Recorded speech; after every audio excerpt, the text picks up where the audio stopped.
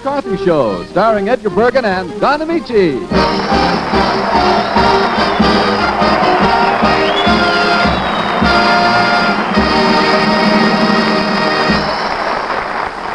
How do you do, ladies and gentlemen? This is Don Amici inviting you to join us here at the Murock Army Airfield, Murock, California. Our guest this evening is Mr. Everett Horton, and our regular group is, of course, Ray Noble and his orchestra, Joan Merrill, Ken Carpenter, Effie Clinker, Edgar Bergen, and Charlie McCarthy.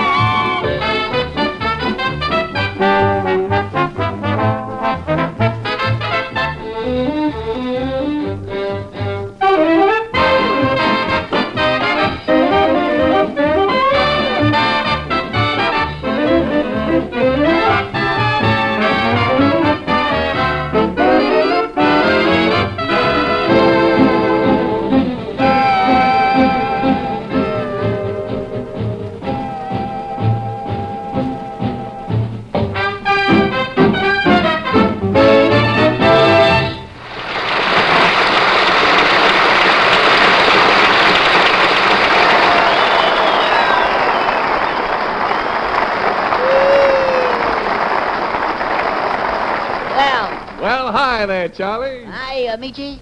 I say, chaps, Everett Horton's outside, and he wants to see Bergen. Yeah, well, he's hiding. He ain't seeing anyone today. Where is he? Where is he? Well, Mr. Horton.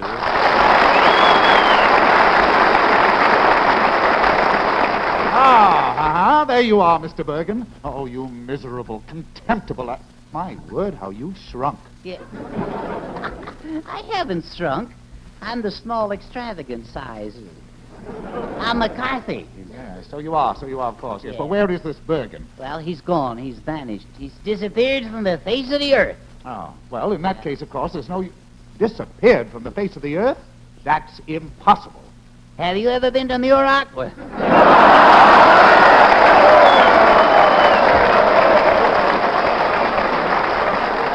Well, now, just a moment, Horton, just a moment. What has Bergen done? Oh, nothing at all. Just drove his car over my lawn, made wedges in my hedges, and completely wrecked my fountain. I'll sue the man. He's a menace to society. Since when are you society?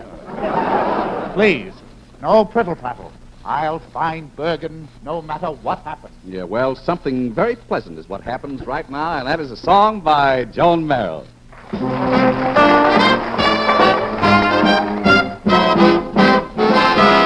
I'm gonna love that guy like he's never been loved before.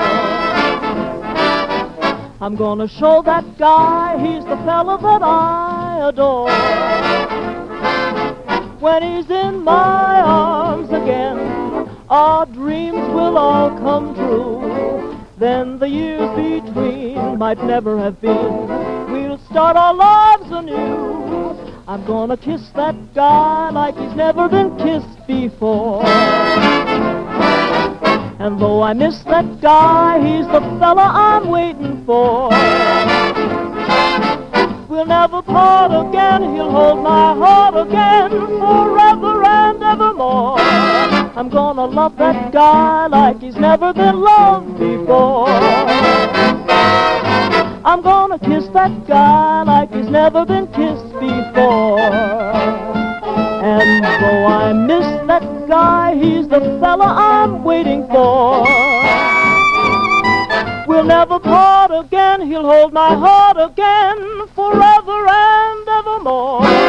I'm gonna love that guy. I'm gonna kiss that guy. I'm gonna love that guy like I've never been loved before.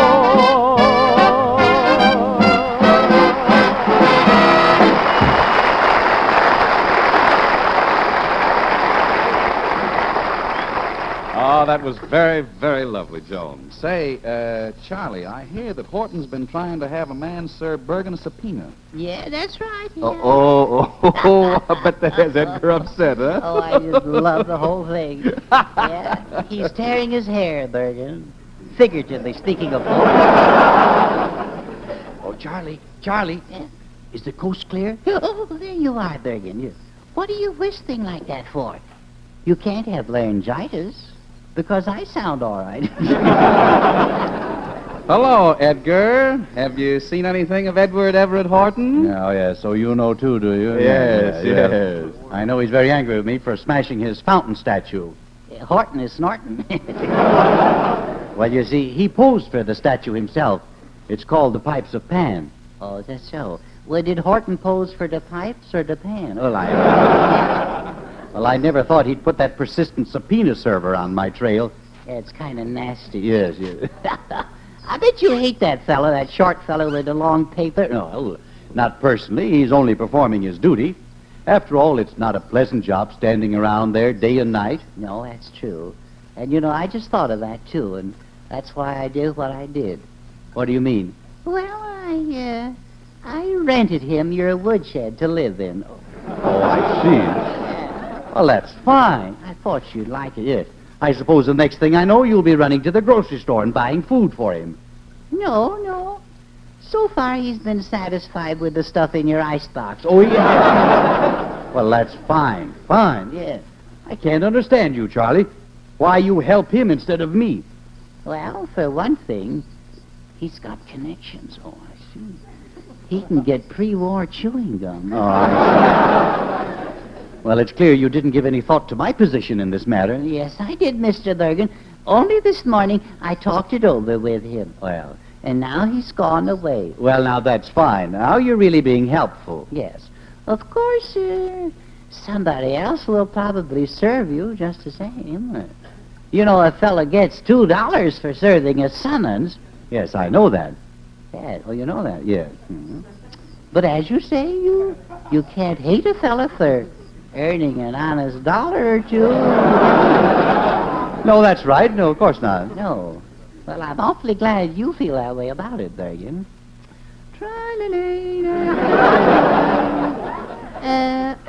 By the way, Bergen, how does a fella serve a summons? Well, why should that interest you? Oh, it's just nice to know those things. Let's say I'm serving you a summons, let's say. You serving me? No, I'm just saying. I see, yes. How would I go about it, let's say? Well, first you'd make sure that I was the proper party. Mhm. If you weren't sure, you'd say to me, "Are you Edgar Bergen?" That is the $2 question? Yes, yeah. Then as soon as you're sure that I'm the right person, you'd just hand me the summons. I would. Yes, It's as easy as that. yes, it is.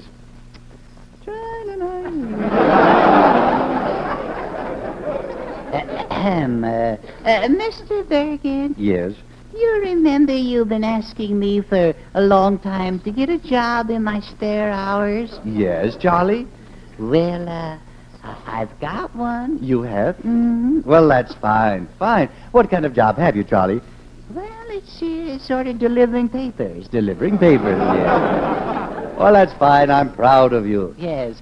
And you're my first customer. I see.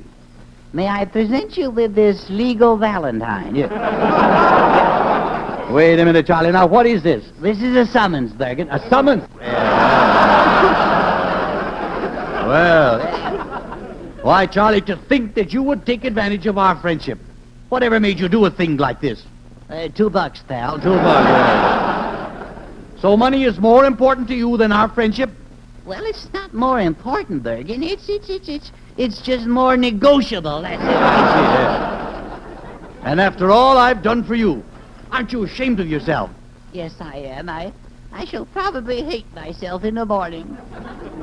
I'm just a cad, I know. Just a cad. But a cad with $2. Oh, yeah. And to think that I've trusted you as a friend. And I even told you how to serve a subpoena. Yes.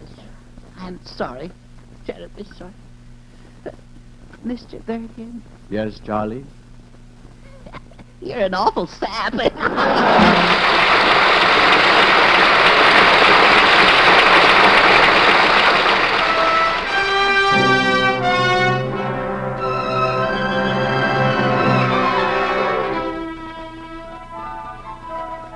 The lovely Joan Merrill and the Song of Love. A very tender song that millions of men and women all over the world will think of as their song. Don't ever change. Don't ever change. Don't lose the love light in your eyes. Make sure the flame, dear, never dies while we're apart. Don't ever change the lyric to our song of love. Don't let the moonlight up above bring you a change of heart. When storm clouds are far behind you and the sun is back in the sky, my darling, I want to find you as I left you when we kissed goodbye. Don't rearrange this little dream I'm clinging to. Stay the way I remember you, and don't ever change.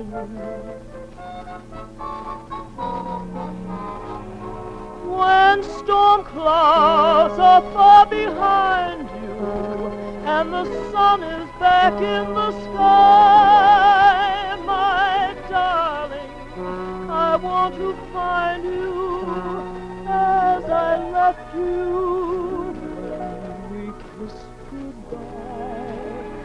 Don't rearrange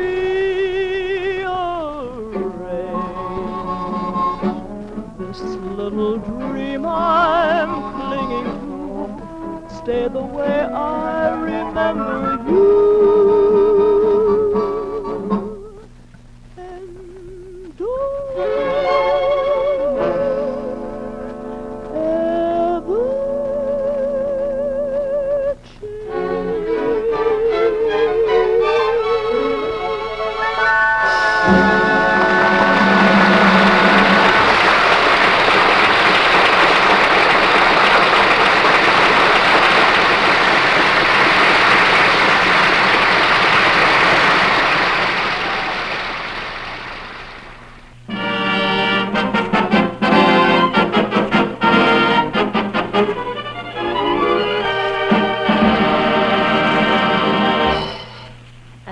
Bertie, are you talking to me? Yes.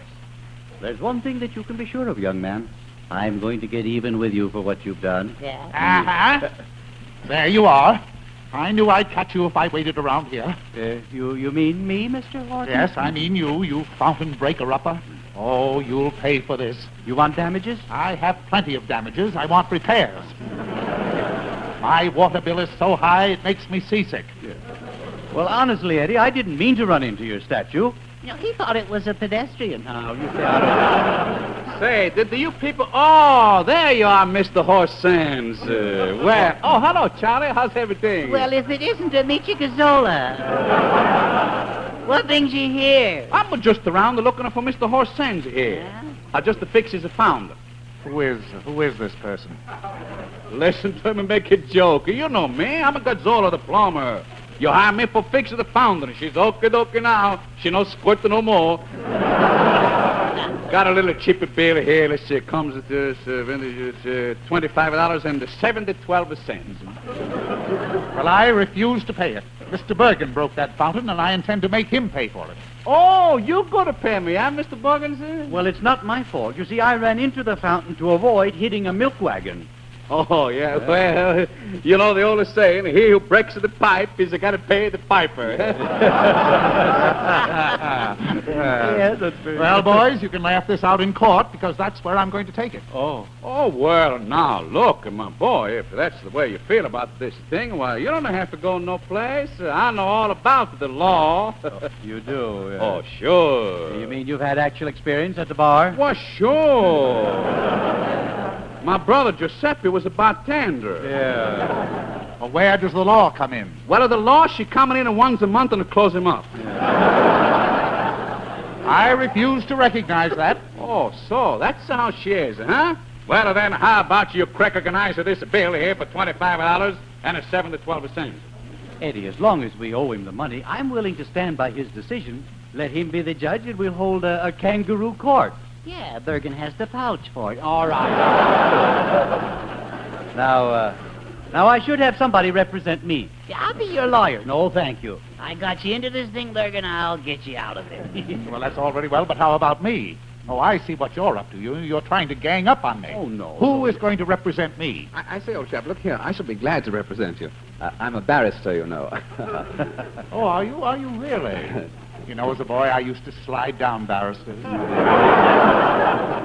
No, he doesn't mean that. Oh, don't tell me. I know. Don't tell me what he means. I know what he means. He didn't Yeah, say... I know what he said. What he said? You're a lawyer, aren't you? Yes. What did I tell you? Yes. Do you have a sheepskin? No, I'm just naturally pale, you know. I am not interested in your complexion. Have you practiced law? Oh, yes, rather, yes. Oh, yes, I was with the firm of Blackstone, Whitestone, Goldstone, and Pebble. You ought to be able to give me a rock-bottom prize. That's not I have a ready wit, you know. I said a ready wit. Ready, I say it's ready. What's that? Court the conjoined. Court the conjoined. Let's have heavy order. In different words, shut up. Post the case is horse sands of Brizes of Bergen. I object. So soon? Yeah. We want top billing. Okie dokie. Bergen's suing horse sands. Yeah. I object. Why do you object? Well, you're standing on my feet, old boy. Oh, is that what that is? Way over to here. Do you solemnly swear to spill the truth of the whole truth? And what's going on here? I swear. Watch your talk. Get a load of Horton's face, Judge. Did you ever see a man look guiltier? Except maybe yourself? I think you're right. Hey, shut up in the court, you. Please, let's get to going. Stick to your case. Well, you see, it's this way, Your Honor. The plaintiff, hereinafter known as the party of the first part, and the defendant known as the party of the second part, hit the part of the first party's parkway, partly taking the first party's part apart. Would you mind parting that in the middle, or... Well, what do you got to say for yourself, Mr. Horsands? Well, Your Honor, when someone damages my fountain and ruins my flower garden, you can't blame me for being upset. After all, I'm only human. Careful what you say, old boy. You're under oath.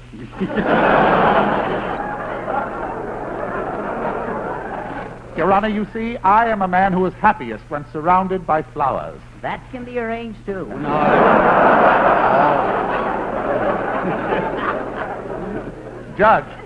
Judge, did you ever have a begonia with pneumonia?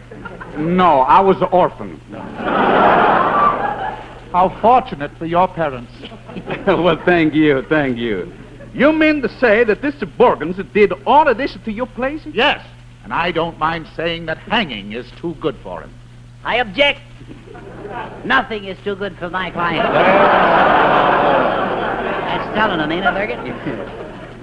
Your Honor, I'd like to call another witness at this point. Miss Joan Merrill, please take the stand. I object. This witness wasn't even near the scene. Hey, keep it still, will you? Keep it still. Who cares when she's so pretty, huh? Said, younger lady, what's your occupation? Huh? Well, Judgy, I'm a singer. Oh, it's a nice. I love singers. You know, I sing pretty good to myself. I like spaghetti and one meatball. Oh, shut your mouth.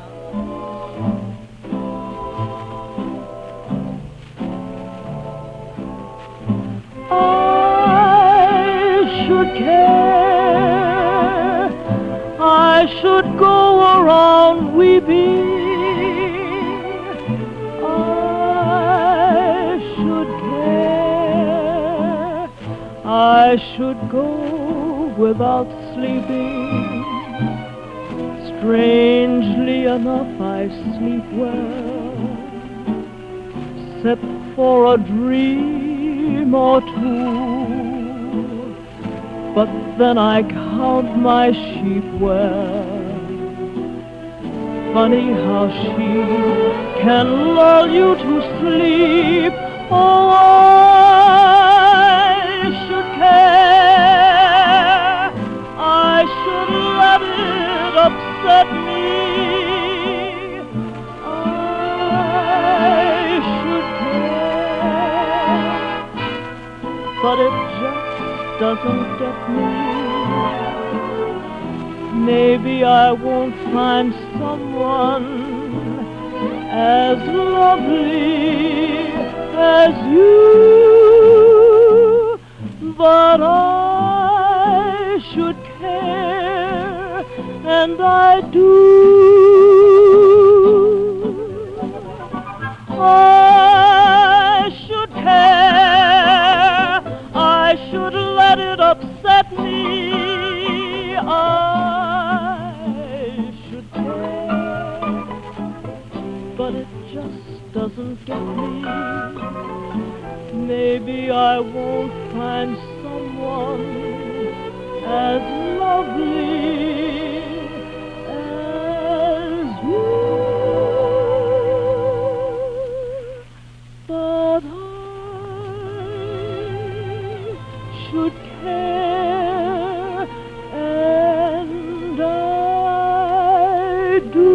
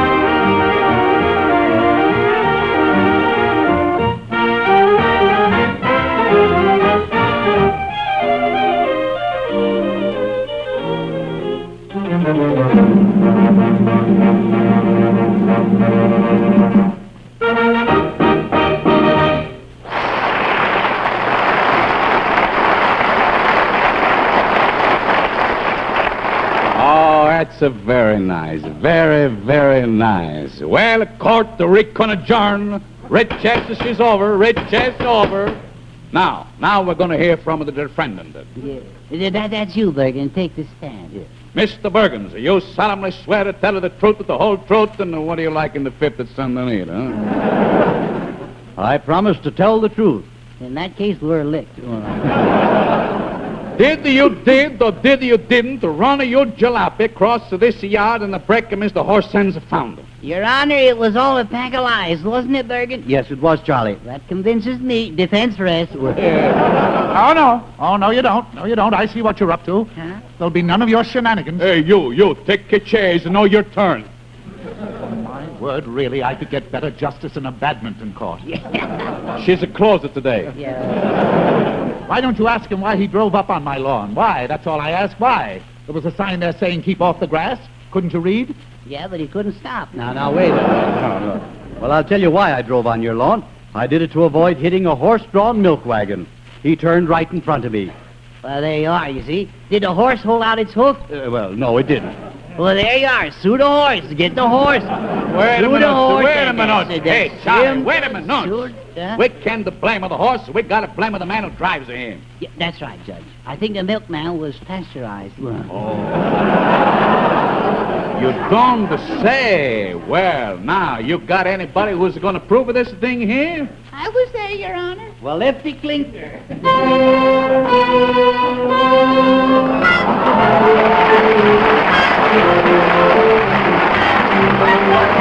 Oh, dear. Effie, will you take the stand? Well, I should go home first. You should go home first. What for? Put on a shorter skirt. Yes. Now, Effie, lady, how about a little bit of testimony? Oh, Judgy. How about a little matrimony? Do you mean to say that you were on the street when the accident happened? I was riding with the milkman, huh? You were on the wagon, so to speak. Yeah. Have you had many grade A romances like that? Have I? Look at the notches in my parasol handle. Now, tell me, did you see the accident? I was there, Judgy. I was there. Did you look good? I did to the milkman. Your Honor, really, I think our testimony should be stricken out because look at her. That's all. Just look at her. She's obviously under the influence of buttermilk. Your Honor, I have nothing more to say. The defense rests. I think that's a good idea. I'm going to take a nap myself. Oh, but wait, here. What about the case? What about the damages? Oh, that's just one of those things that you can't be helped. Didn't it cost you nothing, did it, Mr. Borgins? No, the insurance company repaired my car. And it didn't cost you anything, did it, Horton? Well, no. The plumber repaired my fountain. So, there you are. What's all of the argument from? Let's shake hands and be friends, huh? What do you say, huh? Well, I don't know. What do you say? Well, I believe he's right, of course. Sure. It's just silly of us to quibble, isn't it? Well, goodbye. Goodbye, Mr. Horse-Sands. Goodbye, So long, Judge. Charlie. Hey, wait a minute. I'm the plumber. Who's going to pay me the $25.72?